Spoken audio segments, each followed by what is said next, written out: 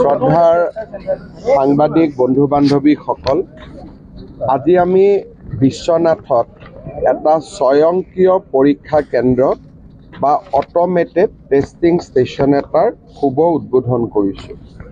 আপোনালোকে জানে যে আমাৰ যি গাড়ী আছে বা প্ৰফেশ্যনেল ভেহিকল, ট্ৰাক, বাছ, যদি তেওঁলোকৰ ফিটনেছ নাথাকে তেতিয়াহ'লে দুৰ্ঘটনা হোৱাটো স্বাভাৱিক।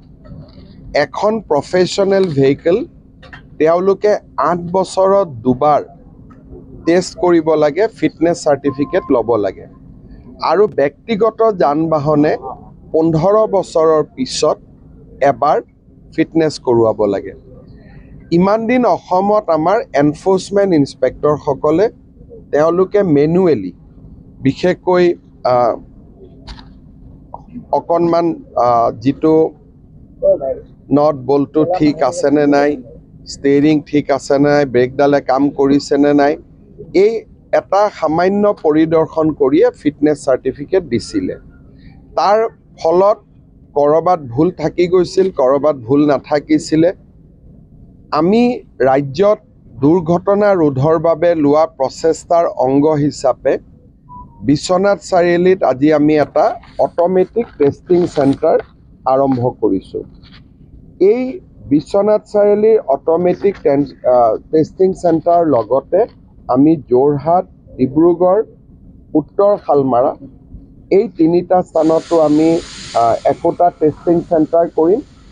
গুৱাহাটীতো আমি এটা টেষ্টিং চেণ্টাৰ কৰিম, ISBTত কাম চলি আছে।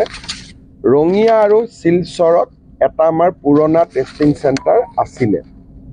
এই গোটেই টেষ্টিং চেণ্টাৰকেইটা হৈ গ'লে আমি নিকটৱৰ্তী জিলাসমূহত ইয়াতে টেষ্টিং কৰিব ক'ম। যেনেকৈ বিশ্বনাথৰ এই চেণ্টাৰটোত লখিমপুৰ, বিশ্বনাথ, তেজপুৰ জিলাৰ গোটেই ভেহিকেলসমূহে আহি পৰীক্ষা কৰিব। এই গোটেই ঘটনা বা গোটেই টেষ্টিং হোৱাৰ পিছত তেওঁলোকে আৰু DP অফিচত যাব নালাগে। টেষ্টিং চাৰ্টিফিকেটখন বাহন পৰ্টেল বুলি আমাৰ এটা পৰ্টেল আছে, তাতে আপলোড কৰি দিয়া হ'ব। ৰাস্তাত এনফৰ্চমেণ্ট ইনস্পেক্টৰ বা আমাৰ MVI সকলে যদি চেক কৰিব খোজে, গাড়ীৰ নম্বৰটোলৈ পৰ্টেলত মাৰি দিলে ফিটনেছ চাৰ্টিফিকেটখন আহি যাব। ইয়াৰ লগত আমি আৰু এটা কাম কৰিব খুজিছোঁ, সেইটো হৈছে ড্ৰাইভিং টেষ্টৰ কাৰণে। এইটো হ'ল গাড়ীৰ টেষ্ট। ইয়াৰ পিছত আমি কৰিব খুজিছোঁ ড্ৰাইভিং টেষ্টৰ কাৰণে এটা ব্যৱস্থা।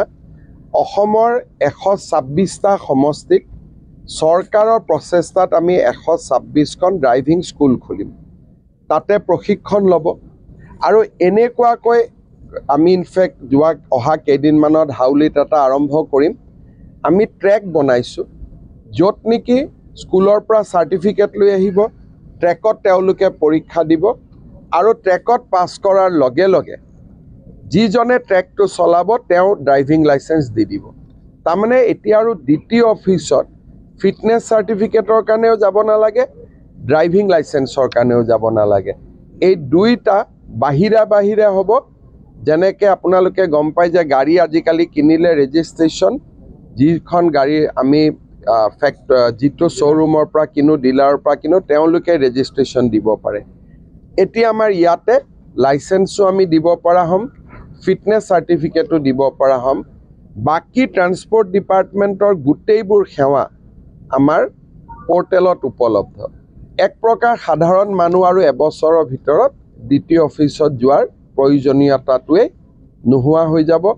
প্ৰথম চৰকাৰৰ দায়িত্ব লৈয়ে পৰিবহণ নিগমত আমি এটা ব্যাপক সংস্কাৰৰ কাম হাতত লৈছিলোঁ।